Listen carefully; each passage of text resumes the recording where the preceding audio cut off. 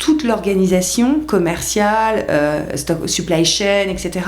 était orientée sur ce catalogue. C'était pas juste un enjeu marketing. C'est vrai que quand on arrive en 2014 en stand-alone avec Kering qui nous confie les clés, en particulier à Nathalie Bala et Eric Courteil, on connaît déjà, on sait déjà notre plan. Je pense que ce qui nous a aidés, c'est que par rapport à un repreneur extérieur, nous, on était dedans, on était déjà partis. On avait déjà... donc ça nous a permis de gagner du temps. Et puis après, voilà, t'as un cap, et puis la ligne, elle est sinueuse, évidemment.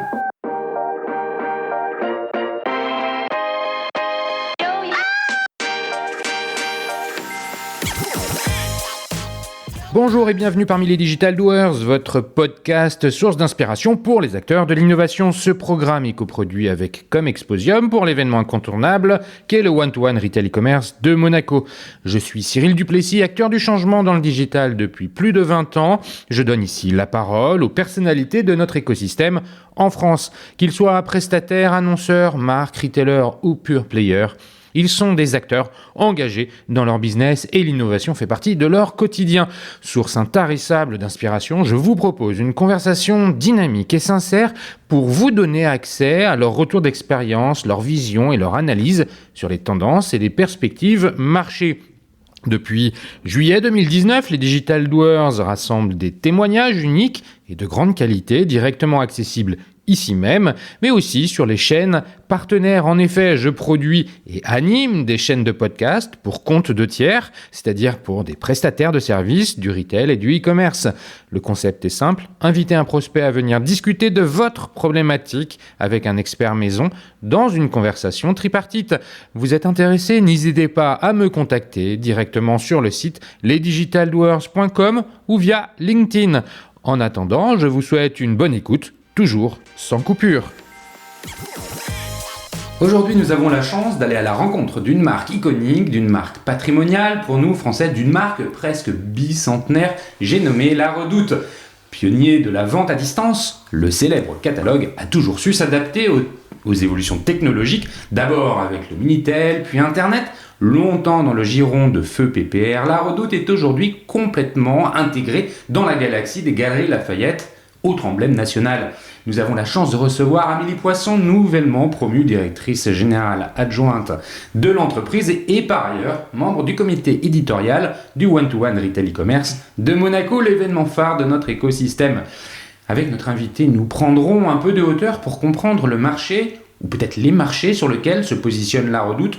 Nous ferons un focus sur les consommateurs, leurs attentes, leur comportement d'achat, les tendances observées. Ensuite, nous nous attarderons à la proposition de valeur de La Redoute. Comment l'entreprise adresse-t-elle son marché? Quelles ont été les évolutions? Quelle est la stratégie omnicanale? Et quel est le rôle des Galeries Lafayette dans la stratégie globale? Nous parlerons aussi des ventes en propre versus celles en marketplace. Et bien sûr, nous évoquerons les ambitions de développement de La Redoute qui ne s'achèvent jamais. Enfin, nous reviendrons sur le sujet des consommateurs, acquisition CRM, data client, réseaux sociaux, bref, comment La Redoute entretient-elle le lien avec ses clients? Mais avant de commencer, Amélie, pourrais-tu te présenter en quelques mots? Bonjour Cyril, merci de m'accueillir. Me présenter. Tu veux dire personnellement ou professionnellement? Ce qui te vient en tête, en fait, globalement, l'idée c'est de savoir si tu as plutôt un profil marketing ou ingénieur. D'accord, ok. Donc, quels sont les... Je comprends. Donc du coup, écoute, ça fait 25 ans que je suis dans le retail, pas toujours dans le digital. J'étais à Dauphine, voilà, donc j'étais marketing finance plutôt, donc pas ingénieur. Mais je travaille avec beaucoup d'ingénieurs, donc je vois bien la différence. Et écoute, j'ai fait un parcours où j'ai eu la chance de commencer chez, comme tu dis, Feu PPR, stagiaire d'un projet de Serge Wimbert à l'époque, qui s'appelait Artes, qui était une petite entreprise où on vendait des produits dérivés de l'art. Des produits dérivés de l'art? De l'art, genre la RMN, tu vois. Donc en fait, il s'était inspiré d'une chaîne qui s'appelait The Museum Company aux États-Unis à l'époque, et c'était un peu son dada. Et il s'était dit, je vais démocratiser l'art dans les centres commerciaux et je vais créer une chaîne comme ça. Et alors ça a très bien marché. Enfin, en 4 ans, moi, je suis arrivée stagiaire. PPR, on était une petite équipe, et quand je suis partie, il y avait 16 magasins quand même. Après, ça a été revendu à Flammarion. Et en fait, tu te rends compte que les Français et le patrimoine et l'art, c'est pas les Américains. On s'extasie pas devant un chat bastet tous les 4 matins. Et une fois que tu en as acheté un, c'est difficile d'en acheter un deuxième. Donc cette chaîne n'existe plus aujourd'hui. Mais moi, j'ai appris à peu près tous les métiers. Les travaux, les vitrines, acheter, faire du marketing, des événements, etc. Ce que c'était que le retail. Au bout de 4 ans, voilà, c'était une aventure entrepreneuriale très forte. T'as fait t'as fait le master En fait, j'ai fait le master de film classique à l'époque. Mais qu'est-ce qui t'a motivé à aller dans le retail ? Alors, tu vas voir, finance, marketing. En fait, moi, je suis fan d'art. Et donc, j'étais persuadée, il y avait à l'époque un DESS qui était spécifique, justement, commerce de l'art, sans être, tu vois, commissaire-priseur ou autre. Et puis, j'avais présenté que ça. Voilà, un truc où il y avait 20 places, où en face je me suis retrouvée avec des triples diplômés, HEC, normalien et tout ce que tu veux, donc je n'ai pas eu ce poste et je suis rentrée à la maison, je dis là j'ai rien à faire. Et puis du coup je me suis dit je vais faire une année de césure, donc là j'ai eu la chance de rentrer en stage chez Le Sieur et chez L'Oréal en marketing, donc je suis un peu tombée dedans comme ça. Le Sieur et les huiles. Les huiles. Et tout à fait, très formateur à l'époque avec un patron du marketing qui s'appelait Attali, je m'en souviens très bien, qui était un type très inspirant. Et puis après L'Oréal chez Lascade, tu vois, Ushuaïa, tout ça. Là, c'était une autre ambiance. Ils étaient tous terrorisés. Ils m'ont proposé un job, j'ai dit non. Là, ils m'ont regardé, ils me disent « Mais t'es folle, t'as fait que Dauphine ?» Tu dis non. J'ai dit oui, je dis non parce qu'en fait, vous êtes tous en train de divorcer. Je vous ai terrorisés, j'ai pas envie de travailler comme ça. Et puis, je me suis inscrite à un DESS du coup, parce qu'il fallait un bac+5 à Paris 12 Créteil, un DESS de marketing qui durait que très peu de temps, qui était très sympa d'ailleurs. Et après, il y avait 6 mois de stage. Et c'est là où je suis rentrée chez PPR en stage. Et ça a été vraiment ça qui t'a fait prendre goût au retail ? En fait, comme j'avais testé les produits, j'ai senti que le marketing produit, c'était pas mon truc. Si tu veux se raconter... ce que j'aime dans le retail, c'est la complexité, la compréhension du client. Je crois que dans le fond, je suis profondément commerçante. Et je trouve ça très bien, le marketing produit, mais passer des heures sur la taille d'un flocon, d'un packaging, si tu veux, d'un flacon, pardon... Je trouvais ça chiant, en fait. Voilà. Donc, assez vite, je trouvais qu'ils prenaient pas de risques. J'ai besoin d'adrénaline, j'ai besoin de mettre mes tripes sur la table. Et en fait, c'est très formateur. Hein. C'était très bien, L'Oréal, évidemment. Mais je sentais que c'était pas totalement pour moi. Ni dans les codes, ni dans l'excitation du job. Ok, ça t'a permis donc... continuer mes études, j'étais relativement jeune. Et puis, je suis arrivée, en fait, chez PPR. Comment ? J'avais trouvé ce stage à l'ESCP. J'appelle le mec du DRH. Il me dit... D'ailleurs, il m'a envoyé un mail l'autre jour. Antoine, il me dit « Mais comment avez-vous eu cette annonce ? Vous ne faites pas partie des 3 parisiennes ?» Je lui ai dit « Bah oui, mais pourquoi vous m'appelez ?» Et il me dit parce que j'avais bossé pas mal dans l'art de stage, hein, j'étais fan, donc j'avais fait un truc pour l'Institut de France, j'avais fait tout mon mémoire sur les produits dérivés, c'était dans mon jeune CV à l'époque, c'était quand même assez criant. J'étais fan de brocante, de Chine, etc. Et du coup, il m'a dit non, venez me voir quand même, on a un projet, votre profil m'intéresse. Et puis en fait, on s'est bien entendu et je suis partie comme ça, stagiaire, Square Bergson à l'époque. Donc là, c'est ta première expérience retail. Ouais, là, c'est ma première expérience retail, une chance incroyable de monter une chaîne de magasins. Ta première expérience pro, vraiment. Oui, alors tu sais, stagiaire bac+4 chez L'Oréal ou Le Sieur, t'apprenais plein de trucs. Hein. Non, mais je dis pas l'inverse, mais là, t'as inscrit quand même oui, bien truc, sûr. Je suis partie dans cette aventure. En fait, je suis arrivée à l'époque stagiaire du président. Ils avaient confié l'aventure à Bruno Clamens. Et puis, on a commencé tous les deux dans un bureau un peu comme on est là. Et puis voilà, au bout de 4 ans, tu avais 16 magasins, 100 personnes. On faisait quelques millions d'euros. Et voilà, et c'était une aventure incroyable. J'ai rencontré des gens, tous les autres personnes autour de moi étaient seniors, donc j'ai beaucoup appris d'eux, évidemment. Mais au bout de 4 ans, je sentais que j'avais besoin de m'inscrire dans une dynamique d'équipe et j'avais la chance d'avoir accès à des gens chez PPR qui nous suivaient de près et qui m'ont dit « Tu veux faire quoi ?» Et j'ai dit « Je veux apprendre, je veux rentrer dans une équipe. » Et ils m'ont dit « Va voir Isabelle Delay à la Fnac », qui était la directrice marketing de l'époque. Et là, je suis redescendue dans ces équipes et j'ai recommencé chef de projet, marketing, et j'ai appris. J'ai passé 10 ans à la Fnac sur des métiers différents, aussi bien l'adhésion, la fameuse carte adhérent de la Fnac, que et tous les 18 mois, je changeais de job. Donc j'ai fait plein de métiers, communication, marketing et commerciaux. Toujours au siège, mais avec beaucoup d'animation aussi dans le réseau. Et là, j'ai appris énormément. Bah justement, qu'est-ce que tu retiens de ces 10 ans de la Fnac ? Est-ce que c'est de l'entreprise elle-même, mais aussi et surtout de ce que tu as relevé comme défi, de ce que tu as appris Ce que je trouvais incroyable à la Fnac à l'époque, et je pense qu'il continue à me guider dans ma vie, c'est la passion. Il y avait un truc, c'était une époque où les mecs étaient passionnés. Alors, t'avais plein d'experts culturels. Alors, évidemment, comme j'aimais la culture, si tu veux, le pont entre Arthès et la Fnac était très intéressant pour moi, parce que sans être dans l'art, tu gardais un pied dans la création, sous toutes ses formes, avec des gens passionnés et passionnants. Mais il y avait une espèce de dynamique collective, une énergie collective extrêmement forte. Et ensuite, c'est clairement là où j'ai appris le début de la transformation. Comment on change une entreprise, comment on change un business model, comment on emmène des équipes, des réseaux. Toute cette dimension finalement humaine du change managérial, parce qu'à l'époque déjà, même si ça allait bien, la Fnac était pas mal attaquée. Amazon, par exemple, je l'ai en face de moi depuis toujours. C'est puisqu'il a commencé sur le livre. Et donc, et puis la dématérialisation, on a oublié tout ça, hein, mais la dématérialisation évidemment de la musique. Le livre, finalement, ça s'est pas passé exactement, mais tu vois, toutes ces mutations de changements de marché très fortes, la musique, le gaming, etc., l'avènement de l'informatique, donc un business qui est au départ très culturel, qui devient plus tech. Donc en fait, en 10 ans, j'ai appris ça, j'ai appris comment tu t'adaptes et comment tu navigues finalement. Et puis à un moment donné, j'ai peu travaillé sous l'ère Alexandre Bompard, mais quand même 18 mois, et je l'ai vu refaire son plan de bataille et son projet, et je trouvais ça très intéressant. J'ai énormément appris à la Fnac, avec différents patrons d'ailleurs, ils m'ont tous appris quelque chose qui est resté. Donc c'était très marquant, mais au bout de 10 ans, j'avais 9 ans et demi, je m'étais dit, j'avais 36 ans, 37 ans, je me suis dit, oula, il faut que tu t'en ailles là, c'est pas possible, tu peux pas rester plus de 10 ans dans une boîte, bon, on en reparlera. Mais du coup, un peu une espèce de défi. Et puis aussi, quand t'as grandi dans une entreprise, t'es un peu petit, puis tu montes les échelons. J'étais pas en comité de direction, c'était pas le statut qui m'intéressait, c'était l'autonomie. Et en fait, sur les dernières années, j'ai beaucoup changé de boss, et tu refais à chaque fois des projets, tu fais beaucoup de projets qui aboutissent pas, et t'as une espèce d'usure.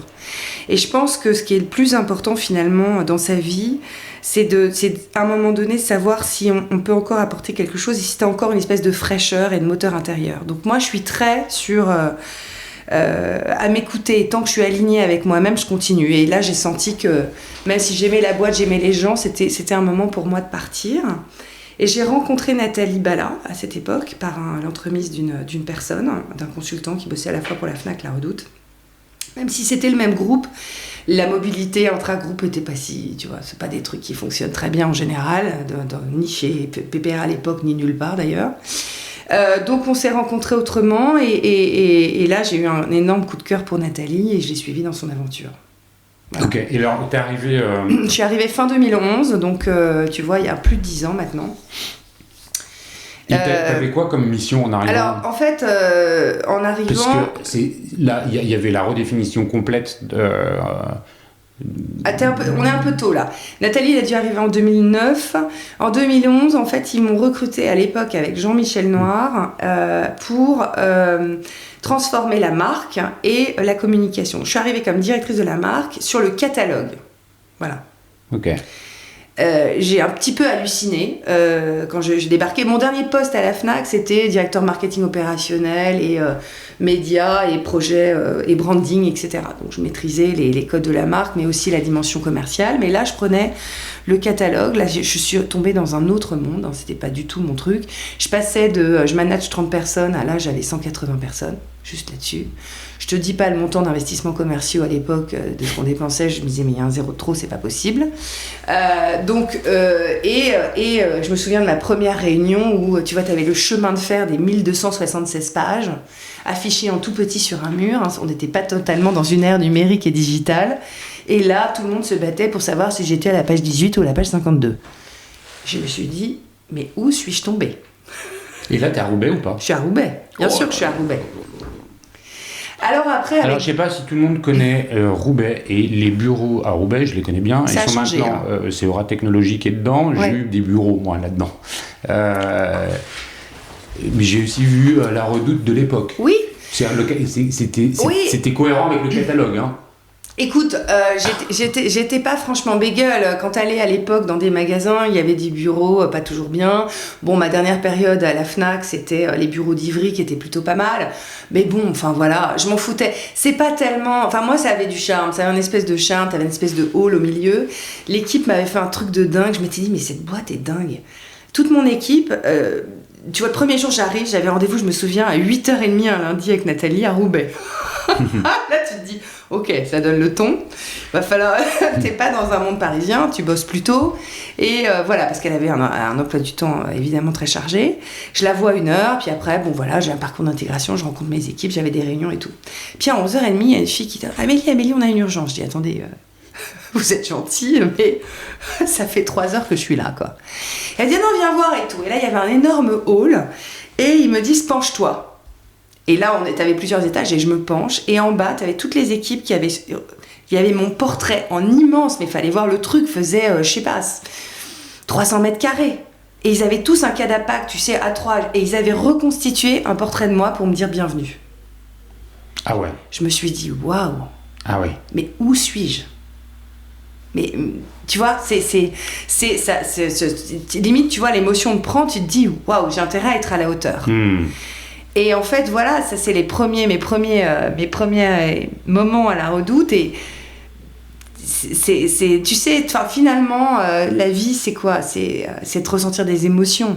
Et là, tu ressens des émotions de dingue. Et tu te dis, ouais, ok, je vais me battre. Et puis c'est parti comme ça, l'aventure. Donc il y a plein de... Effectivement, vu de l'extérieur, les bureaux de l'époque étaient un peu gloops. Moi, il y avait un côté industriel que je détestais pas. En plus, moi, en l'occurrence, mon bureau était top, donc... J'avais du design, des chaises IMSS et tout, tu vois, je trouvais ça génial. Des grandes photos, parce qu'il y avait une époque où la Redoute, t'avais des photos avec des photographes de dingue. Donc t'avais des trucs... Voilà, personnellement, je m'y retrouvais assez bien. Donc voilà, donc ça, cette aventure. Et donc j'ai été embauchée comme directrice de la marque. Et puis, je pense que et Nathalie à l'époque et Kering probablement, enfin PPR, avait déjà cette idée de transformer la Redoute et de passer à autre chose. Moi, je suis pas venue au départ pour ça. Mais assez vite, c'est vrai que, bon, voilà, on est parti assez vite, au bout d'1 an, sur des projets de dire c'est quoi la suite de la Redoute. Et puis, c'est en quelle année là, que Pinot il a voulu le vendre ? On a commencé à travailler dessus, je pense, fin 2012, tu vois, au bout d'un an. C'est assez rapide. C'est assez rapide pour moi. Et en fait, assez vite, j'ai pris aussi le marketing. Voilà, donc Nathalie a resserré enfin, changé les rôles au comité à l'époque. Elle avait quoi comme rôle ? Elle était directrice générale France à l'époque, avant 2014. Et en 2014, elle était coprésidente de la Redoute avec Eric. Donc voilà, donc moi assez vite au bout d'1 an j'ai pris le marketing et en 2014 en fait si tu veux ils ont fait leur équipe, il fallait quand même faire la guerre un peu. La boîte perdait pas mal d'argent, il y avait des chantiers pharaoniques à mener à la fois en transformation et humain. Et puis il y a ceux qui ont décidé de s'inscrire dans cette dynamique et puis ceux qui sont partis faire autre chose. En 2 mots, c'est quoi justement la feuille de route là qu'il y a devant vous en 2014 que vous avez coécrit? En fait, fin 2012, tu commences à faire tes dossiers de vente, etc. Et là, j'ai participé, j'ai énormément grandi et appris d'être face à des potentiels acheteurs, quelle que soit leur nature. J'avais vu toutes les natures. Je me souviens, il fallait présenter en anglais. Je suis toujours nulle, mais totalement décomplexée aujourd'hui. À l'époque, j'étais complètement complexée sur l'anglais. À la Fnac, c'était pas du tout anglophone, donc si tu veux, à part un anglais touristique. Et donc, il fallait présenter des trucs. C'était marrant, mais t'apprends, tu prends vraiment sur toi, tu sors vraiment de ta zone de confort. Et puis, voilà, le point, c'était, à un moment donné, Kering, à l'époque, a décidé de confier... En fait, il y avait plusieurs projets, et ils ne le sentaient pas. C'était des projets où il y avait... Ça nécessitait aussi des impacts humains très, très forts. Et ils ont préféré les confier à des gens qui connaissaient l'entreprise, donc à Nathalie et Eric Courteil à l'époque, pour transformer l'entreprise. Et ils nous ont donné les moyens pour le faire. Et même s'il a fallu transformer, y compris d'un point de vue humain, on l'a fait avec des plans de départ volontaires, etc. Donc, c'était pas tout à fait la même chose. Bien sûr. Non, mais alors... Donc, tu avais un gros volant RH, t'avais un gros volant RH de départ qui s'est fait sur deux leviers pré-retraite et départ volontaire. Parce que la situation, c'est quoi là, d'un point de vue RH, il y avait combien de personnes dans... Il y a à peu près 1200 personnes qui sont parties. Sur un total je sais plus à l'époque, je pourrais pas te dire exactement. Mais un ordre de grandeur, c'était 40% à peu près. Ouais, ok. Oui, c'était beaucoup. Tu devais reconstruire la logistique, donc une plateforme logistique, puisqu'elle n'était plus du tout adaptée, en tout cas elle n'était pas adaptée au code du e-commerce de l'époque. On avait un énorme chantier IT, qui est toujours d'ailleurs présent sous d'autres formes, mais où on a encore beaucoup d'investissements à faire. On avait ce fameux catalogue qui, si tu veux, au-delà d'un investissement marketing, orientait l'entreprise d'une certaine façon. Donc si tu voulais avoir tes doudounes, tu exposais tes doudounes en juin dans un catalogue, il fallait les avoir en stock. Donc en termes de stock management, de création des collections, etc., toute l'organisation commerciale, supply chain, etc., était orientée sur ce catalogue. C'était pas juste un enjeu marketing. Donc ça, on a commencé à travailler sur la transformation dès 2012. D'ailleurs, je pense que c'est aussi... Donc c'est sûr que c'est vrai que quand on arrive en 2014 en stand-alone avec Kering qui nous confie les clés, en particulier à Nathalie Bala et Eric Courteil, on connaît déjà, on sait déjà notre plan. Je pense que ce qui nous a aidé, c'est que par rapport à un repreneur extérieur qui aurait dû faire un audit, comprendre la situation, comprendre l'entreprise, comprendre la culture, etc., ils auraient perdu 18 mois, les mecs. Nous, on était dedans, on était déjà partis. On avait déjà... Donc ça nous a permis de gagner du temps. Et puis après, t'as un cap, et puis la ligne, elle est sinueuse, évidemment. Mais ce qui s'est passé, c'est qu'on a été quand même en mode survie à cette époque. Et ça nous a tous... moi, ça m'a fait extrêmement grandir. J'étais déjà animée par les valeurs du collectif, mais là, c'était une question de survie. Donc tu vois plus du tout la collaboration de la même façon. Est-ce que j'ai... et tout de suite, il y avait plus de politique. Voilà. Et ça, c'est...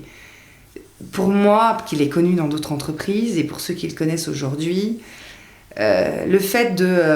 ça ne veut pas dire qu'il n'y a pas d'individualité. Il y a des caractères, il y a des convictions. Au contraire, on demandait aux gens de se remettre en question, de se challenger. C'est très fort. Mais ça veut dire que tu es pas motivé que par ton intérêt personnel, que tu n'intrigues pas. Il n'y a pas d'intrigue, il n'y a pas de tabou. Et donc, voilà. Ça, c'est quelque chose qui pouvait exister avant ? Dans toutes les boîtes, ça existe. Non, mais d'accord, mais là, tu dis que ça n'existe plus. Non, alors ça existait un peu. Déjà, tu avais 2 entreprises, tu en avais une internationale, une française, tu avais 2 DG à l'époque. Tu vois, il a fallu... oui, bien sûr, ça existait, c'était pas hyper fort, mais... Il y a des entreprises plus politiques que d'autres. Mais il y en avait. Et puis, moi, dis-toi qu'à l'époque, j'ai connu autre chose. La Fnac, c'est autre chose. Moi, j'avais appris... Ce que m'a appris un réseau de magasins, quand tu travailles dans le retail, t'apprends, évidemment, et surtout quand t'es au siège, il faut te faire des alliés. Ce que je dis toujours aux équipes, c'est... Moi, ce que j'ai beaucoup appris aussi à la Fnac, c'est de me faire une stratégie des alliés. Comment tu vends un projet en interne ? Comment tu travailles avec les gens ? Voilà, tu ne pointes pas la fleur au fusil pour amener un truc de transformation et dire les gars, on va faire ça. Il y a des freins au changement. Voilà. Il y a des freins très forts, quels que soient derrière les obstacles. Ça s'appelle la conduite du changement et c'est un challenge qui est pas toujours simple. Donc j'avais déjà été, on va dire, à bonne école parce que quand tu es, il y a 10 ans, il y a 10, 12 ans, 15 ans et que tu es une nana directrice mais pas en codir, comex, dans une boîte de retail relativement masculine, t'apprends beaucoup. Voilà. Aujourd'hui, la Redoute, c'est plutôt une boîte mixte, à parité. La Redoute, c'est une boîte... Oui, déjà, il y a une parité. Alors là, dans le COMEX, aujourd'hui, il faut qu'il y ait un peu plus de femmes. On est en train de changer un peu les choses. Mais oui, bien sûr. C'est une entreprise où il y a une belle parité. C'était très important pour Nathalie. Puis tu vois, d'avoir 2 coprésidents, un homme, une femme, et même Eric, c'était important pour lui. Enfin, c'est vrai que ça, c'est... Et c'est pour ça que je te posais la question, justement. Ouais, bien sûr.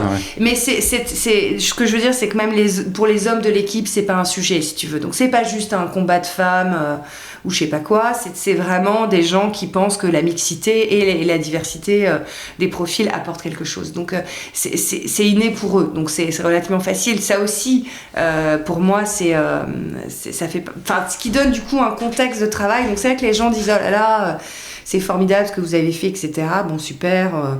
C'est vrai qu'on nous a donné pour mort très longtemps, très souvent. Soyons clairs. Donc là, sous l'impulsion de Nathalie et Eric, on a su se redresser. Mais il y avait des choses humainement qui étaient top. Qui était top et que tu voyais pas dans d'autres entreprises. Et moi, j'avais l'habitude, et j'ai encore l'habitude quand je recrute des gens, je leur dis c'est une aventure, la Redoute. Parce que oui, bien sûr, quand tu es dans un espèce de confort statutaire, dans une boîte un peu hype parisienne, bon bah ok, alors là mon gars, bah tu sais, tu vas te taper Roubaix. Ouais, c'est pas Lille, c'est Roubaix.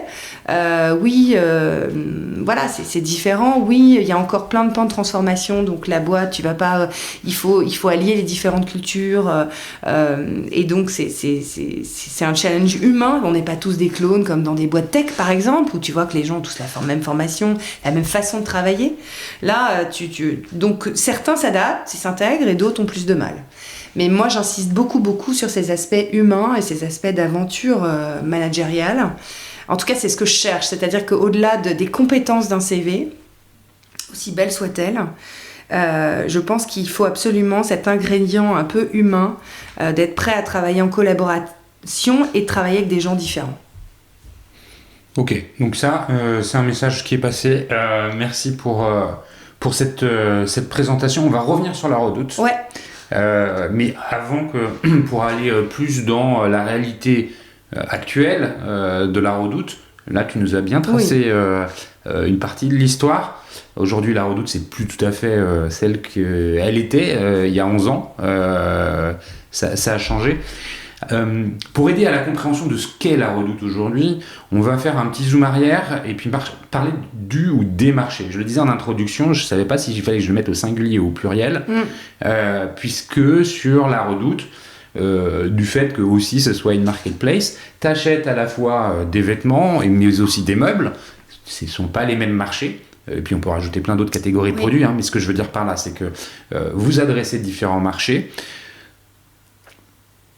Comment en fait, comment toi tu perçois, quelque part, est-ce que c'est le e-commerce dans son ensemble, puisque vous avez quand même beaucoup de catégories, donc comment tu perçois les tendances? Le marché, c'est quoi? C'est l'offre et la demande. Donc, on va parler produits, bien sûr, mais aussi consommateur. Et presque... Enfin, tu vois, c'est important, le consommateur. Donc, sans forcément avoir un focus dédié sur la Redoute, parce qu'on y viendra après, comment tu perçois un peu tout cet écosystème dans lequel vous êtes et comment tu le définis?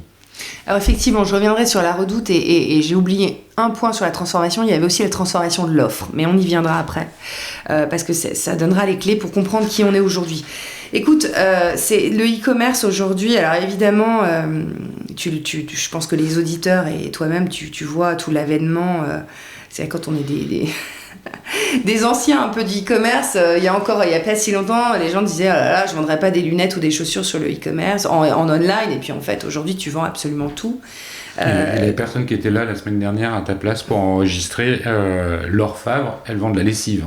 Oui, évidemment. Ah oui, j'adore. Mais oui, évidemment. Mais là, en plus, t'es sur du convenient. Mais tu vois, les gens te disent... par exemple, un exemple qui est assez drôle, c'est qu'avant Covid, sur le marché de la maison, si on parle de celui-là, c'est un marché encore aujourd'hui et avant Covid très retail, où du coup, t'as une croissance online importante, mais où t'as une part du online qui est encore relativement faible par rapport au marché de l'habillement ou d'autres marchés. Et donc, du coup, tu te dis... et en fait, pendant le Covid, ils se sont tous rendus compte qu'on pouvait vendre des canapés en ligne. Hein.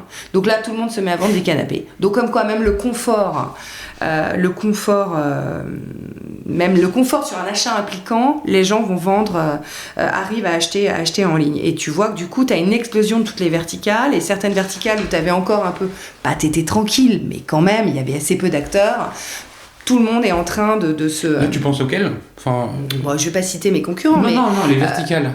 Celle de la maison. La maison. Typiquement. Celle de la maison, là, t'as aujourd'hui une compétition sur le marché de la maison qui est beaucoup plus forte qu'avant Covid. Ok. Voilà. Parce que les retailers se sont rendus compte aussi, alors ça vient des retailers physiques qui se sont beaucoup digitalisés, avec certains qui vont très vite, hein. Alors tu les connais, les Ikea, les Maisons du Monde, mais même ça, ou d'autres plateformes plus marketplace qui se sont dit, tiens, oui ok, j'étais en bricolage, je vais aller en maison. Ouais, Voilà. Tout le monde voit de qui tu parles. On voit bien. Donc du coup, si tu veux, en fait, donc l'offre est pléthorique. Alors ça, c'est sur le marché de la maison, et le marché de la maison élargi. Donc la compétition est très forte. Et pourtant, tu as un phénomène en ce moment qui est... les gens ont beaucoup consommé sur la maison pendant les 2 dernières années. Là, les achats s'orientent un peu plus. Moi, j'ai une vision en disant le contexte économique, on le connaît tous. Et du coup, tu as un report des achats en ce moment sur d'autres sujets. Je pense que le contexte géopolitique et économique, inflationniste, etc., il y a des peurs qui ressortent, tu les vois sur d'autres marchés alimentaires où les gens stockent des trucs, etc. Donc je crois à l'instant. Donc ils sont plus dans l'instant, dans le carpe diem. Donc je vais en vacances, je sors, je repars au théâtre. On a été aussi tellement privés pendant, je vais faire des loisirs, des centres, machin, truc avec mes enfants, etc. Donc t'en as été tellement privé pendant 2 ans que oui, le marché de la maison, là, je sais pas si t'as vu les chiffres de la FEVAD sur le online, sur la maison, moins 33, sur le premier trimestre. Globalement, les chiffres de la FEVAD, le online est en recul. Bon. Voilà. Alors après, encore une fois, on se compare, soit tu te compares par rapport à l'année dernière, soit tu te compares par rapport à 2019. Donc, dans le fond, j'ai aucune inquiétude sur le fait que le digital continue à croître. Là, on est dans une phase de peut-être rééquilibrage et qui est bien normal par rapport à ce qu'on a vécu. Pour les chiffres que j'ai en tête, globalement, de l'ensemble des ventes, le online, c'est 13-14%. Ça représente 13-14% de l'ensemble. Oui, alors t'as des marchés qui sont beaucoup plus... Non, mais alors, il y a des marchés où c'est beaucoup plus fort, d'autres où ça l'est moins. En moyenne, c'est ça. Oui, tout à fait. Mais pour revenir sur les marchés de la Redoute. Mais donc du coup, la maison, tu as ce phénomène post-Covid, un peu de rééquilibrage, ça va revenir. Voilà, quand à un moment donné, on était tous chez nous à refaire nos placards, le chambre de nos gosses, ou les terrasses, si tu veux, au bout d'un moment, voilà. Et puis, alors la mode, c'est différent. Pour moi, c'est un changement beaucoup plus profond. Tu vois que les acteurs qui gagnent sont les acteurs de seconde main qui commencent par un V. Alors il y a un espèce le marché un peu schizophrène entre la mode est un marché qui pollue et en même temps un Chine qui explose. Donc ça, tu vois cette schizophrénie. Tu te souviens de la discussion qu'on avait eue quand on était à Monaco l'année dernière, où il y avait eu cette réflexion justement sur la génération Z qui à la fois oui, tout à fait. veut consommer durable et puis va dépenser des fortunes sur Chine. Voilà, donc là, t'as 2 acteurs comme ça, un petit peu atypiques, qui tordent le marché. Donc quand on voit les chiffres du marché, il faut faire attention entre finalement des acteurs plus classiques, même online. Hein, on sait que d'autres, je sais pas si tu as vu, là, même si Zalando, Azos, etc., ils ont tous publié leurs chiffres, donc tu vois bien que le premier trimestre est beaucoup plus difficile, y compris en rentabilité, donc ça pose une question. Dans le fond, je pense on est dans un marché depuis un moment de déconsommation, avec là 2 acteurs atypiques qui prennent une grosse part de marché, et on doit repenser nos modèles. En tout cas, nous, on a une conviction que la mode doit être durable, et que si on continue à la faire on la fera de façon durable. Et je pourrais t'en parler après sur ce que ça veut dire pour nous. Maintenant, alors si tu mets ces deux acteurs un peu atypiques à part, tu as aussi un avènement du sportswear, du homeware, etc. Donc tu as de quoi quand même développer ta proposition de valeur sur la mode, mais avec une mode un peu différente. Voilà. Et ok, c'est intéressant. Tu le vois, hein, quand tu regardes le ranking Kantar des sites, après et puis tu as Zalando qui truste le marché, mais ensuite tu as vraiment, par exemple Nike est très haut. Nike est devenu très haut en D2C. Leur site, il doit être, je sais plus s'ils sont à la 3e, 4e, 5e place. Mais tu vois, c'est un signe très fort. Voilà. Bien sûr. Et les marques. D'ailleurs, quand je t'entends parler, je me dis c'est une chance pour les marques. Pas pour les marques de distributeurs. Quand on pense à Zara ou à H&M, je les mets, pour moi, c'est d'abord des distributeurs qui vendent leur propre collection. Oui. Les marques, c'est un Lacoste, oui. Tu vois, Nike, Adidas, voilà, etc. Ça, et finalement, quand je t'entends parler, c'est... En fait, il y a tel qu'on voit le marché, si tu veux, tel qu'on voit le marché, ça dépend aussi, encore une fois, il y a une notion, il y a différents drivers en mode. Si tu es drivé par le prix, et c'est important le prix, évidemment, surtout par rapport au contexte inflationniste dont je parlais tout à l'heure et les inquiétudes économiques que les gens peuvent avoir. T'as tout ce que tu veux en termes d'acteurs, mais il y a une autre mais c'est un modèle difficilement rentable ou difficile à craquer. Non, là tu parles de la fast fashion. Je parle de la fast fashion, mais de l'ultra fast fashion, parce que en mode Shein, en mode de Primark, en mode ces gens-là. Ensuite, tu as quand même un mouvement qui est de dire finalement, est-ce qu'on consommerait pas moins mais mieux? C'est là quand je parle de mode durable, de peut-être d'économie circulaire. Si j'achète demain, si je dis ok, je mets peut-être 30, 40 euros dans ce produit, c'est un peu cher, mais derrière je vais le revendre, derrière il va aller à mon deuxième enfant, derrière il a une valeur, tu as un sentiment d'économie circulaire qui est intéressant et tu dis finalement j'achète quelque chose qui a une valeur et donc tu te vois pas forcément différemment. Et puis on a tous trop de vêtements. Donc, tu as un sujet aussi de qu'est-ce que je fais de ce patrimoine. C'est bien là-dessus que surfe Vinted. Mais il n'y a pas que ce modèle. Il y a plein de modèles qui sont en train d'éclore. Donc, je suis persuadée qu'on va continuer à acheter du neuf, mais d'une autre façon. Et du coup, c'est à chacun de se positionner et de se dire quelles sont les valeurs, comment tu fais ta mode de demain. Typiquement, nous, on a sur notre... Alors, il y a les marques avec qui on travaille et c'est très important. Et tout le monde bouge sur à la fois les critères RSE, mais la seconde vie ou l'upcycling, le recycling, etc. Et nous, sur notre marque interne, la Redoute Collection, on a une conviction qu'on doit être 100% RSE. Et si possible, avec 2 critères. Attends, 100% RSE, ça veut dire quoi? Ça veut dire que tu as, tel qu'on le dit aujourd'hui, ça veut dire que tu travailles sur les matières, la façon de faire, la production. Tu réduis, tu vois bien que sur le jean, tu fais attention à tes teintures, tu travailles avec des cures végétales, avec des nouvelles matières, etc. Et en fait, donc nous, on dit qu'un produit, entre guillemets, est responsable. Tu vois bien que personne n'est parfait, hein, donc sortons de ça, peut-être le 100%, c'est ça il faut pas le consommer comme ça, mais en tout cas d'une mode plus responsable. Et on croit plus aux petits packs, aux grands trucs, hein, soyons clairs, parce qu'en fait, les gens sont pas prêts. Je vais y venir parce que les gens sont pas prêts à payer la valeur. Non, mais je suis complètement d'accord avec toi. Je pense que les consommateurs, ils préfèrent qu'une marque lui dise, en fait, soit transparente et lui dise, voilà. Moi j'en suis au stade 2 sur une échelle de 10. Oui, voilà, c'est ça, exactement. Et puis donc, on est en train de passer à 3 et dans 2 ans on sera à 5. En fait, ils préfèrent, tu vois... Oui, le sujet, c'est vraiment la transparence et d'expliquer notre métier. Donc, quand je dis 2 critères pour nous, c'est quoi ? C'est, par exemple, aujourd'hui, quand tu vois chez tous les distributeurs, nous compris, quand un produit est Ecotex, c'est-à-dire c'est un label qui est incompréhensible pour les clients, mais qui est pas néfaste pour la santé, c'est quand même un minimum. Il y a plein de gens, ils te disent, ok, il est Ecotex, il est pas néfaste pour la santé, donc il est responsable. Bon. Je pense que ça devient un standard, comme le coton bio va devenir un standard. Donc dès lors que tu as des standards qui sont plus responsables et meilleurs pour la planète, qu'est-ce que tu ajoutes encore sur ton produit ? Est-ce que tu fais du prochain port ? Est-ce que tu fais de la matière recyclée ? Est-ce que, etc., etc., etc. Donc du coup, en tout cas, on travaille à cette offre, que cette offre, elle soit chargée sur ces critères RSE, que ce soit la matière, la façon de le faire, pas d'avion par exemple. Le transport, et puis derrière, tu as tous ces sujets un peu là-dessus. Je reviens sur le marché. Du coup, si tu veux, personne n'est parfait, je pense, ni les marques, ni le consommateur. C'est-à-dire qu'on est tous capables de craquer à un moment donné pour de la fast fashion, mais dans le fond, tu as quand même une lame de fond sur la mode, pour revenir là-dessus, qui fait qu'on a tous envie quand même d'une mode plus responsable et plus durable. Voilà. Alors, je suis bien d'accord avec toi. Tous les consommateurs comme les marques ne sont pas parfaits et toujours cohérents. Le consommateur n'est pas toujours cohérent. Les 2 catégories que tu viens de citer, c'est-à-dire, on va dire, l'ameublement, la maison, oui.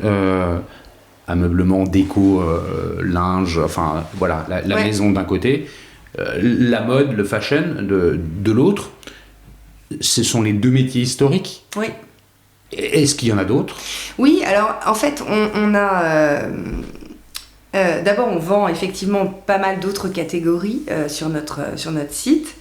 Déjà, dans la maison, on peut aller beaucoup plus loin. On peut aller vers ce qu'on appelle le home improvement. Alors, tu pourrais dire bricolage, mais bricolage, ça revêt beaucoup de choses. En tout cas, le bricolage décoratif, tu peux aller sur tout un tas de choses, de petits travaux, mais tu peux aussi aller vers l'aménagement extérieur. Hein. On a vu que sur la partie Covid, le jardin, la terrasse, devenue une pièce à part entière, ça l'était avant, il y avait déjà des fans de jardin, mais tu sens bien qu'aujourd'hui, dans notre monde d'aujourd'hui, c'est encore plus important, on parlait de la campagne tout à l'heure, c'est cette notion de proximité à la nature est clé. Donc on a déjà des choses autour de ça, on annoncera et on est en train de développer d'autres verticales. En fait, l'enjeu de la Redoute, c'est vraiment on se voit comme un e-commerçant français spécialisé sur l'équipement des familles et de leurs maisons. Et notre mission, c'est d'embellir la vie des familles. Et quand on dit ça, on est vraiment dans le embellir, tu as à la fois la RSE, tu as le design, parce que c'est aussi, on a un vrai savoir-faire de design en maison, mais aussi en mode. Et du coup, c'est ce côté beau, design, etc. Embellir, c'est aussi la facilité, l'expérience client. Mais du coup, on est sur plus de catégories que juste les vêtements ou les meubles. On va vers l'aménagement global de la maison et l'ensemble des solutions. Et sur la personne, là on vient de lancer par exemple la cosmétique avec les GL, avec les Galeries Lafayette, on va y revenir. On pense que le care est très important, c'est-à-dire et le sport aussi. On est plus dans je me sens bien avec moi-même, cette notion de bien se sentir avec soi-même. Bah ok, t'as tes vêtements, t'as le confort des vêtements, mais t'as aussi le sport et d'une certaine façon, ça peut être du sport à la maison, on va pas devenir Décathlon, c'est pas ça. Mais ça fait partie d'un lifestyle. Ça me fait penser au catalogue qu'il y avait enfant chez moi. Oui, il était déjà comme ça. Il était comme ça. Bien sûr. Bien sûr. Il y avait à la tout. fois les jouets. Il y avait les jouets, on vend des jouets, on a branché chapitre, on vend du livre. Oui. Le jeu.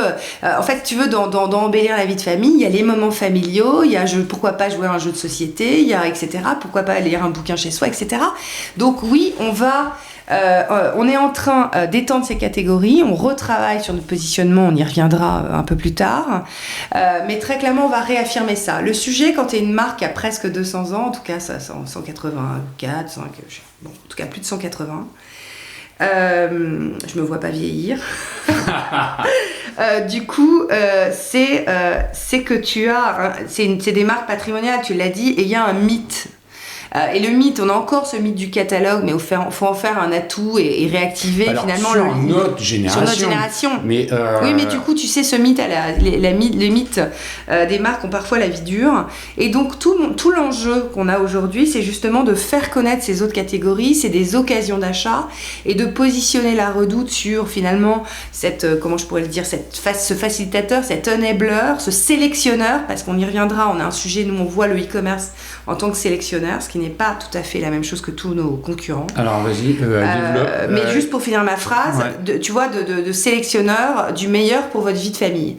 Je développe dans le sens où en fait on pense qu'il y a un autre phénomène sur le marché, qui est un phénomène d'hyper choix. Tout à l'heure on a touché du doigt le fait que tout le monde allait vendre de tout. Et à un moment donné, la différence ne fait pas vachement sur le prix. Elle peut se faire beaucoup sur la livraison, la satisfaction client, l'expérience client. Mais à un moment donné, on pense que l'hyper choix, et d'ailleurs on l'a dans toutes nos études, est un frein au développement du e-commerce. Tu passes trop de temps, les gens ça les gonfle, tu n'arrives pas à naviguer, comme etc. Comme sur Netflix, quand tu passes plus de temps à chercher une Et du coup, série. tu regardes toujours la même chose, et du coup, etc. Donc, du coup, alors Netflix, pour moi, Netflix c'est un bon modèle parce qu'ils te personnalisent. Normalement, ils sont quand même très forts à te refaire découvrir des trucs. Dis-moi, raconte-moi que tu n'as jamais passé 1 heure à sélectionner un truc, et puis au final, Non, franchement, ça t'est jamais arrivé? Si, bien sûr que ça m'est arrivé. Mais c'est pas les moins bons sur le sujet, si tu veux. Non, bien sûr. Donc, du coup, en fait, on veut vraiment se positionner comme un point de référence, voilà. Et du coup, cette notion de sélection, par exemple, notre marketplace, on a 600, 700 vendeurs. En fait, t'es un tiers de confiance. Tu veux dire, nous, on a fait notre travail. On fait notre boulot de curateur et de sélectionneur. C'est ça. Voilà. Donc si c'est là, c'est pas parce que c'est une référence en plus, c'est parce qu'il y a eu un processus de sélection et qu'on a fait la curation de cette catégorie. Et donc, on est en train de retravailler sur même nos choix de vendeurs. Voilà, est-ce que c'est les bons, est-ce qu'ils ont la bonne offre, le bon positionnement de prix, la bonne expérience client, etc. Tu es en train de etc. dire que c'est vrai pour les produits de la Redoute, mais c'est vrai aussi pour la marketplace. Exactement. D'accord. Aujourd'hui, le rapport entre vos produits et la marketplace, comment... Alors aujourd'hui, notre marketplace est que en France, mais on va la développer à l'international d'ici quelques temps. Donc en France, c'est à peu près 30% du volume d'affaires. D'accord. Voilà. Donc c'est quand même un fort contributeur. C'est un fort contributeur. Bien sûr, c'est un fort contributeur, c'est un fort levier de recrutement. Est-ce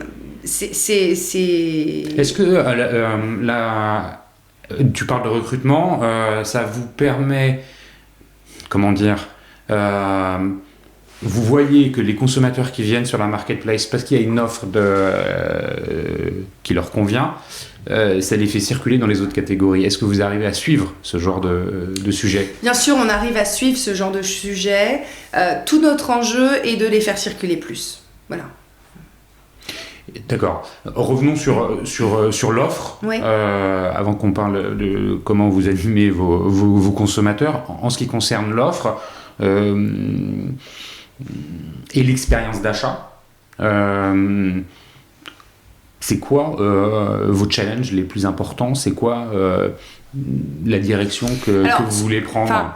Sur l'offre, tout à l'heure, j'ai pas dit, mais dans la transformation, il y a eu aussi une transformation profonde de l'offre, alors interne, sur le marché de la maison, nos produits, donc la Redoute intérieure à MPM, c'est encore 70% de notre chiffre d'affaires. Hein. Okay. D'accord ? Donc là, j'ai envie de te dire que pour moi, c'est des marques exclusives, c'est ce qui fait aussi notre marque de fabrique. Alors sur la maison, c'est moins un marché de marque, donc on étend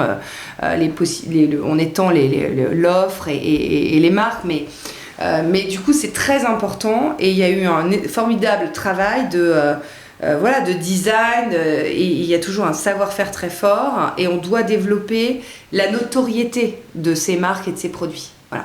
Tu l'as dit, c'est vrai que si on repart dans le passé, dans le catalogue, il y avait beaucoup de choses et beaucoup de catégories. Mais dans la tête des gens, la Redoute, en tout cas de trop de personnes encore, parce qu'on a quand même beaucoup progressé, la Redoute est encore trop connue pour certains juste comme une marque de mode femme. Donc c'était la question que je voulais... Ils identifient ça.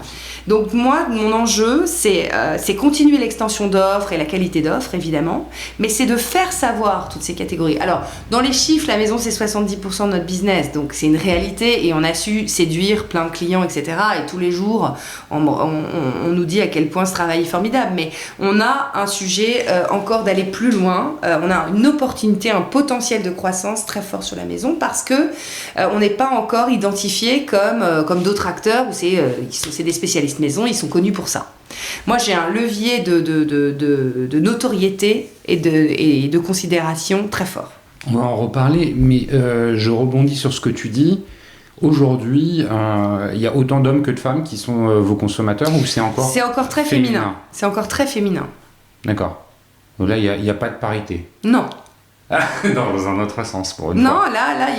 Non, il n'y a pas de parité. On recrute des hommes, etc. Il n'y a pas de parité. Non.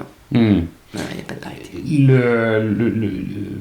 L'image, justement, la marque, elle a fondamentalement évolué sur les dernières années. Et ça se voit aussi au travers du logo qui est plus frais, non ? Il y a eu un truc... Alors non, le logo à date, il a 10 ans. Écoute... Oui, évidemment qu'on a énormément changé. Comment en fait la perception que j'ai de cette marque qui s'est rafraîchie, comment ça s'est construit ? C'était ton boulot quand même ? Oui, ça a été mon boulot. Donc on l'a fait de façon, en tout cas dans toute notre transformation, ce qui nous a guidés, on savait quelle était la direction, mais on n'a pas fait de bing bang. Par exemple, tu vois, sur le catalogue, par rapport à d'autres marques de catalogue qui l'ont arrêté du jour au lendemain, nous, on l'a arrêté sur plusieurs saisons. On a travaillé sur des cohortes clients, on a testé, avait testé, retesté, etc. Et on s'est... on a fait une cure de détox de catalogue sur 3 ans. Le dernier catalogue, le gros, le Big Book, c'était 2015. Moi, j'ai commencé la transformation en 2012. Donc, c'est 3 ans de transformation. Sur la marque, c'était un peu pareil. Donc là, effectivement, il y a 10 ans, on a changé le logo. Avant, tu avais un logo, c'est pour ça que tu as ça en tête, un logo vert, capital, assez gros. Et là, c'est un logo un peu typo, noir. Bon, c'était les codes un peu logo de l'époque. Bon, ça donnait plus de, on va dire, un peu de chic à la française, quelque chose de plus sobre, etc. Et on a beaucoup travaillé sur notre image. Néanmoins, on a encore un gros travail à faire. Et là, on travaille en ce moment, d'ailleurs, à un changement assez radical. Ça veut dire quoi, radical? Tu verras. Non, mais je te demande pas que tu dévoiles le truc. Le radical, si tu veux, le constat qu'on a fait, c'est que oui, la Redoute a énormément changé, dans les chiffres évidemment, dans notre répartition de chiffre d'affaires et du poids des catégories, dans nos forces, dans la marketplace. On est devenu une marketplace de référence qui vend de la maison et ensuite de la mode. Et t'as encore trop de gens qui te voient comme un catalogue de mode femme. Bon, tu vois, il y a un moment donné, tu te dis, bon. Du coup, et on y reviendra dans l'année parce on est en train de bosser là-dessus, on sortira ça dans quelques temps, mais on s'est dit, il faut qu'on montre le changement, qu'on montre radical, et que ce soit assez radical. C'est-à-dire sur nos clients et nos clients qui se disent, il se passe vraiment quelque chose. Et il se passe vraiment quelque chose. Et avec, le sujet n'est pas que le changement, le sujet est aussi de réaffirmer qui on est devenu, cette marketplace de référence, et avec des catégories diverses et variées, etc. Et avec ce rôle de curation et de sélection. Donc on est à fond là-dessus. Donc ça arrivera à la rentrée. Ouais. Parlons plus de l'actualité avant qu'on ne revienne sur la façon avec laquelle vous construisez et développez la relation client. Ton actualité, c'est que après le départ de Nathalie et Eric, je vous disais en introduction, tu as élargi en fait ton périmètre de responsabilité en devenant directrice générale adjointe. Tu me le disais avant qu'on enregistre. En plus du marketing et de la marque, tu as pris le commerce. Oui. J'ai une question à double fond. Parle-nous du commerce. Qu'est-ce que ça veut dire? L'omnicanalité chez vous. Alors, qu'est-ce que ça veut dire? Et la deuxième... Et la suite de ma question, elle vient de l'oublier, donc elle va me revenir. Je te laisse répondre déjà sur cette première. Oui, la deuxième partie c'était avec les Galeries Lafayette. D'accord. En fait, le rôle de l'omnicanalité. Et je pense que les Galeries Lafayette quelque part sont partie prenante donc quand on parle d'omnicanalité. Bien sûr. Écoute, le commerce chez nous, c'est l'offre, c'est la constitution de l'offre et le management de l'offre. Donc je te disais par exemple en maison, comme c'est 70% de notre chiffre d'affaires, il y a plein de produits, des marques à animer, du stock management, etc. Je travaille avec évidemment des patrons d'offres, donc en l'occurrence Sandrine Guichard sur la maison, qui a en plus en responsabilité le retail, parce qu'aujourd'hui on a des magasins ou des corners dans les Galeries Lafayette maison, donc la Redoute intérieure ou à MPM. Et puis, on a aussi développé tout l'emport maison des Galeries Lafayette maintenant et la Redoute intérieure, donc le linge de maison, l'art de la table. Donc ça nous donne une visibilité en maison forte, physique, en plus de notre réseau de magasins en propre. Le réseau de magasins, j'en connais quelques-uns. Il est constitué de combien de magasins, combien d'unités à peu près? À peu près une quinzaine, mais t'as plus d'AMPM que de la Redoute intérieure. Et là, on est dans une vingtaine de galeries et on en ouvre d'autres. D'accord. Du coup, ça, et Sandrine a aussi en responsabilité le B2B, parce que c'est un sujet important où on développe. Donc là, tu vends au wholesale? Non, je vends aux hôtels, aux agences, etc. Tous les clients pro B2B, et c'est une façon aussi c'est une autre type de spécialisation et sur lequel on a beaucoup de. Ça s'appelle la Redoute Business. Et on a beaucoup de potentiel, on se développe très bien pour aller proposer, tu sais, maintenant dans les bureaux on n'a plus envie que ce soit tous pareils, etc. Donc bureaux, hôtels, restaurants, voilà, il y en a dans tous les sens, on a plein de projets là-dessus. Donc ça c'est le périmètre de l'offre maison qui est sous la responsabilité de Sandrine Guichard. Et après j'ai la partie mode qui est chez Christelle Gauthier. Donc là, elle a l'ensemble de la mode avec la marque La Redoute Collection, mais aussi avec la stratégie de quelle marque on rentre, tous les partenariats, les achats de marques. Et là, vis-à-vis des marques, par exemple, on parlait tout à l'heure de Nike ou Adidas, on a, par exemple, avec certaines marques, on les a en marketplace, mais on les a aussi en stock porté. Et donc le rôle de Christelle aussi, en plus de développer toute la MI, la marque interne, pardon, c'est vraiment de travailler sur ces partenariats stratégiques avec les marques. Ok. Et puis l'autre pilier, le dernier pilier du commerce, c'est la marketplace. Donc voilà. Le recrutement. Le recrutement, l'onboarding, l'accompagnement, les projets aussi. Voilà. Donc ça, c'est la partie commerce. Et j'ai gardé mon poste marketing. Donc là, il y a 2 directions. Une qui est marketing marque et strat commercial. Parce qu'en fait, tout l'enjeu de cette organisation, c'est d'aligner les enjeux marché, client, commerce.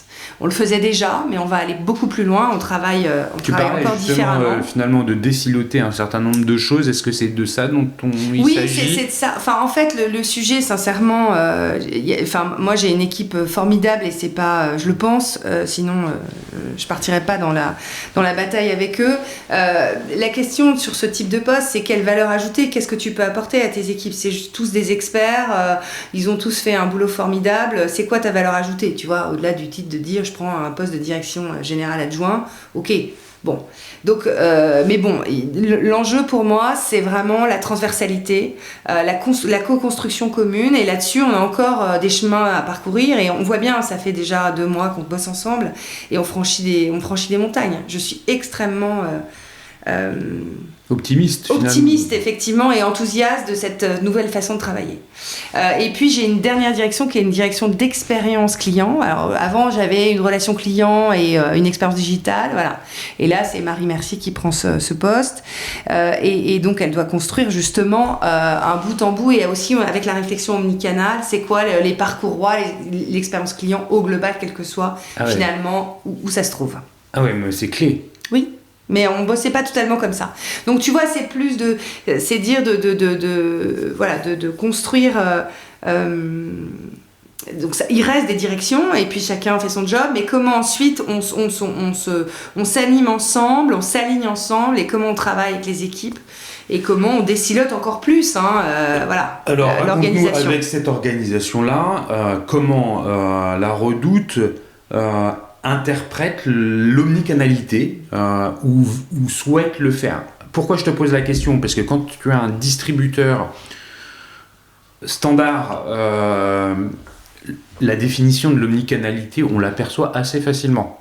C'est-à-dire, tu as un réseau de magasins, tu as un site, une app, et ben l'idée c'est que ce soit sans couture entre la façon sur laquelle tu navigues dans ton app et puis l'expérience en magasin, et que même en magasin finalement ton téléphone vient contribuer, est un élément contributif à cette expérience riche en point de vente. On peut donner plein d'autres définitions. C'en est qu'une. Non, mais tu me fais le pont. En fait, on a la même vision. Alors c'est intéressant parce que tu mentionnes 2 choses qui sont clés pour nous, l'application et le magasin. C'est-à-dire qu'évidemment, on n'a pas un réseau de magasins de 200 magasins, et c'est pas au programme. Mais on se rend compte que dans un parcours roi de client, le client qui est passé en magasin, qui a acheté en magasin et qui a l'application, c'est quand même les clients que tu transformes parce qu'ils ont cette expérience de marque. On parlait tout à l'heure de la maison qui certes, se développe beaucoup sur le digital et tout le monde y va, mais en fait, en même temps, ça reste quand même un marché physique aujourd'hui, et tu es content de voir la qualité des produits. Et si tu l'as vu une fois, si tu as eu l'expérience physique une fois, ça te rassure, et derrière, tu développes ton digital. Donc là où en fait finalement, je dirais que l'inverse, donc on a la même vision de ce que tu viens d'écrire, donc je ne vais pas paraphraser, mais quand un retailer se digitalise, lui il utilise le digital pour faire du drive to store, pour garder le contact en dehors du magasin avec son client, travailler son top of mind, peut-être préparer les achats sur le digital et revenir en magasin. Alors même si voilà, nous c'est presque l'inverse, si tu veux. C'est que moi plus de gens vont passer en magasin, ça va nourrir ou débloquer des gens qui seront après toujours sur le digital. Ça veut dire que le magasin vient teaser l'offre ? Ouais, complètement. C'est comme ça qu'il faut le voir ? Ouais, donc tout à fait. Plutôt dans du showrooming. Oui, alors après on vend, et voilà, il faut réussir faut faut être rentable parce qu'on a nous par rapport à d'autres, on a une vision très, il faut être, pour la pérennité de l'entreprise, la croissance elle doit être rentable. Ouais, ça c'est un truc très différent aussi. Par rapport à tous mes acteurs en face ou tous les compétiteurs en face. Je comprends. Voilà. Et là-dedans, les Galeries Lafayette, de façon générale, parce que les corners dans les magasins, ok, on a compris. Mais c'est une exposition formidable. Ah oui, ça j'imagine, volontiers. Comment ils vous apportent leur support, parce que maintenant c'est 100% intégré aux Galeries Lafayette. Oui, non, écoute, en fait, après, donc la vision, j'allais finir sur juste la vision omnicanal, donc c'est à peu près la même chose. Ensuite, aujourd'hui, c'est pas encore complètement live dans le sens où nos systèmes ne sont pas conçus forcément pour faire de l'omnicanal. Là, avec les galeries, il faut que les systèmes se parlent, etc., etc. Donc tu sens bien, et souvent, moi je trouve chez les distributeurs, même s'ils prônent une vision omnicanal, il y en a assez peu qui, dans la réalité, font vivre cette omnicanalité à leurs clients.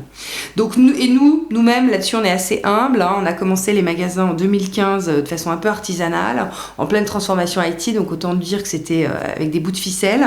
Et donc maintenant, il faut qu'on arrive à avoir et l'enjeu de transformation aussi IT est d'avoir un socle qui nous permette aussi d'aller vers cet omnicanal et je dirais même plus notre vision là-dessus, c'est d'être vraiment une plateforme et pouvoir aussi aller faire de la reverse marketplace, aussi brancher d'autres types de produits en API, etc., etc. Donc ça, c'est tous nos enjeux un peu techno qu'on est en plein dedans en ce moment. Sur la partie galerie, donc les synergies commerciales, il y en a plusieurs. Par exemple, gl.com se vend en marketplace chez nous, on se vend en marketplace chez eux. Donc là, c'est l'ensemble de l'offre, ça va être presque l'ensemble de l'offre. Là, on vient, je te disais rapidement, de brancher, on commence à travailler avec les marques cosmétiques des GL, des Galeries Lafayette qu'on vient de lancer sur notre site. C'est assez nouveau, il faut constituer l'offre, il faut convaincre les marques de venir, il faut avoir cette dimension peut-être plus groupe, Galeries Lafayette plus La Redoute.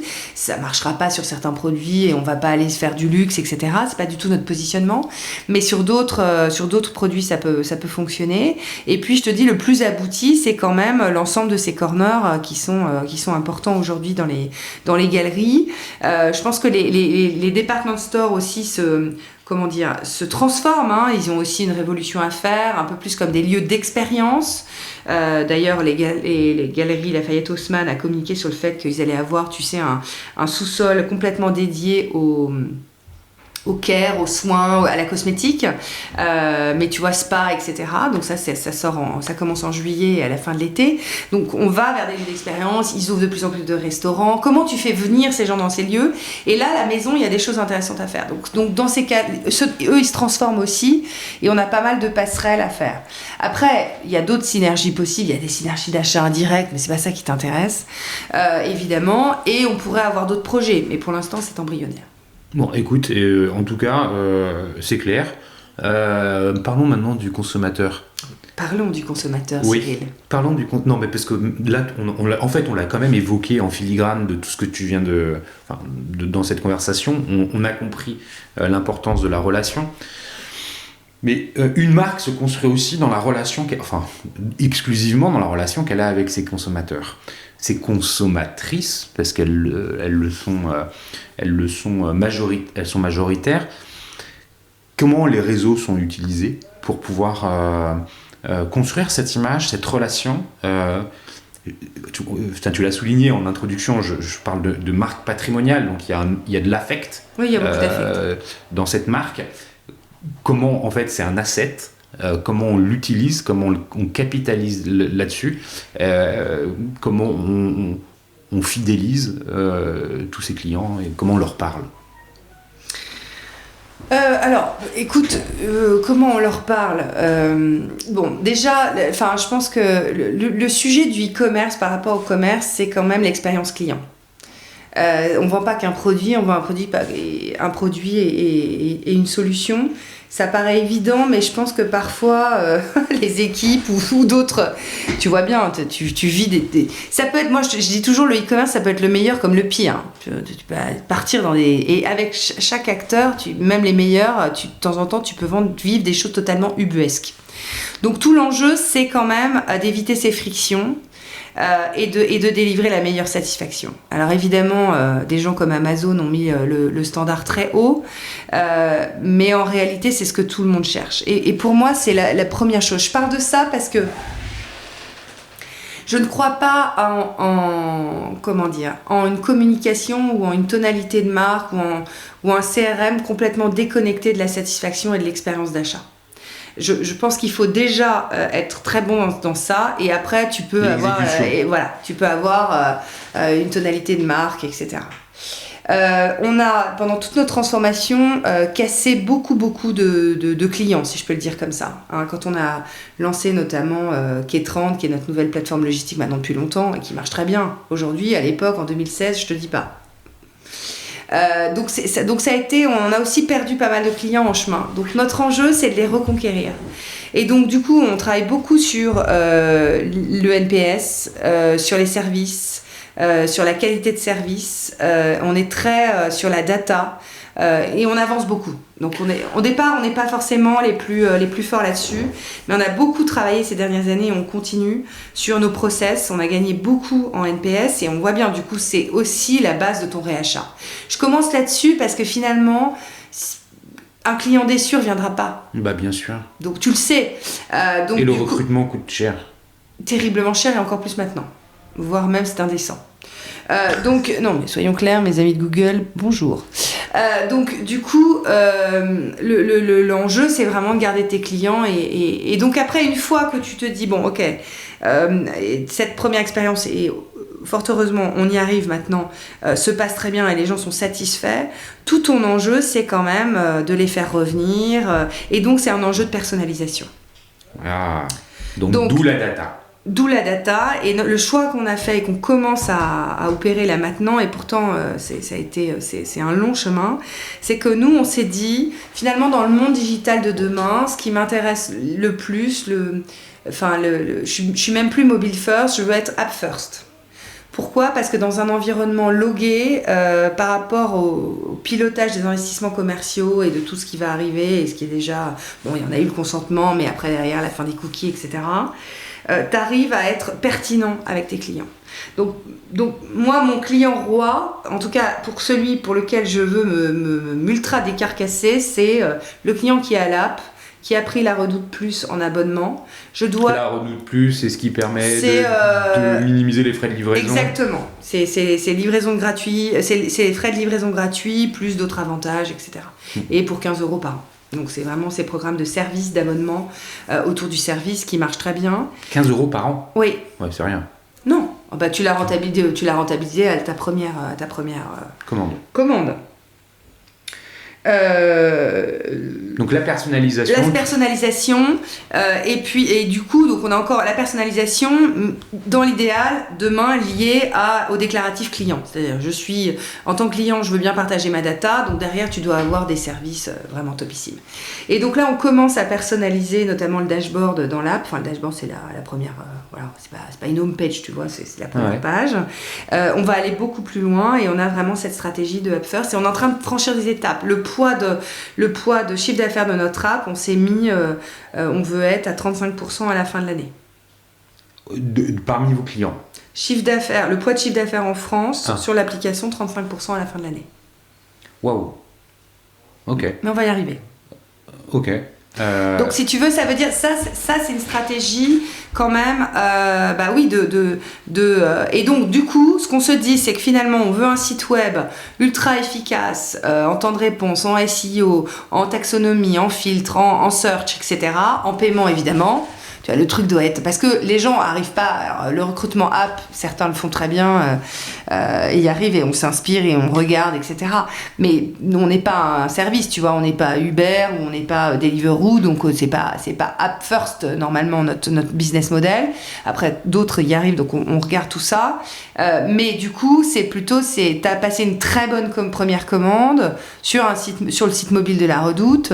Normalement, ta deuxième commande, tu dois la passer sur l'app. Donc, à nous de les transformer sur l'application. Et une fois qu'ils sont là, donc là, on a commencé la personnalisation. On va sortir bientôt aussi des briques d'inspiration. Je pense qu'il y a une dimension aussi, peut-être par rapport à d'autres e-retailer qui est très importante pour nous, c'est comment, donc quand on disait notre mission c'est embellir la vie des familles, comment j'inspire les gens, comment je deviens pas une marque média, ça serait prétentieux, mais comment les gens reviennent flâner sur un site de e-commerce, et donc dans une app demain, et je trouve ça très intéressant. Donc c'est le contenu là. C'est le contenu, on est vraiment sur le contenu. Ok, donc c'est pas juste une fiche produit, c'est plus. C'est plus. Ok. Voilà. Là-dedans, les réseaux sociaux, les réseaux sociaux sont un élément de la stratégie. Les réseaux sociaux sont clairement un élément de la stratégie et où je trouve qu'on doit aller beaucoup plus loin. Voilà. D'accord. Et là, c'est quand même les notions d'inspiration, oui. Que vous avez déclenché l'émotion, oui. pour finalement raconter si tu veux, plus qu'une histoire d'expérience d'achat. On a la chance de travailler dans des domaines qui sont créatifs, où il y a des belles choses, si t'aimes la déco, si t'aimes la mode, où t'as des belles histoires, où tu peux faire de la co-création avec tes clients, où tu peux même raconter des petits créateurs, etc. Enfin, donc on est dans un domaine qui se prête à l'inspiration. Et juste à envoyer des belles choses et de générer une émotion dont je te parlais. Ça ne veut pas dire qu'on ne peut pas aussi faire des reels un peu fonctionnels, tips, tutos, etc. Tout ça, c'est aussi c'est une autre mode c'est plus du conseil. Donc cette dimension conseil peut être très intéressante.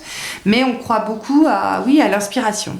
Et aussi et en plus on pense que ça peut être une unicité de la Redoute, c'est-à-dire qu'en fait on a cette chance d'être entre un distributeur marketplace, on ne citera pas les gros, et une marque, parce que nous, comme on a un vrai savoir-faire de design, on fait nos propres produits, on construit nos marques propres, mais qu'elles ont un poids très important dans notre business, si tu veux, ce savoir-faire de marque, on l'a aussi.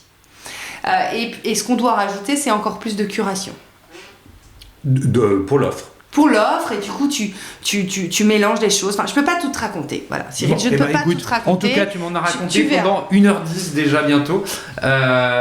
J'ai l'impression que j'ai pas vu passer l'heure. Merci. Et tu n'as pas fait toutes tes parties. Merci. Mais c'est bien. Merci pour... Si. Si. Voilà. Mais je les ai peut-être pas nommés. D'accord. Mais toutes les parties ont été respectées. On a fini sur les consommateurs. Et justement, j'avais dit acquisition, CRM, data client, réseaux sociaux. C'est vrai. Putain, en 5 minutes. Incroyable. Voilà, on l'a fait.